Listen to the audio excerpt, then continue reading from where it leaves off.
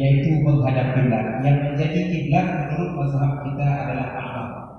Jadi kita harus berusaha sebisa mungkin agar sejajar dengan Ka'bah.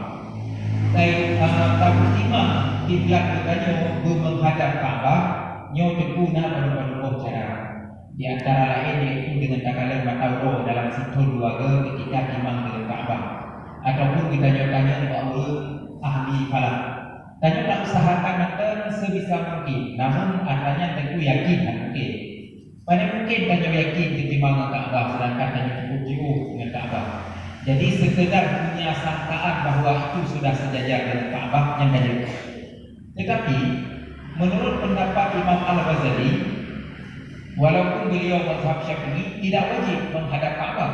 Yang penting arah Ka'bah saja, yaitu arah kiblat, arah barat menyebab surah katanya dari Indonesia. Yang pendapat Imam Al-Ghazali, beliau membawa dalil yang sangat banyak. Walaupun apabila kita lihat di dalam kitab Al-Muhalli, pendapat tersebut tetap lemah. Yang kuat adalah kita harus berusaha sekuat tenaga agar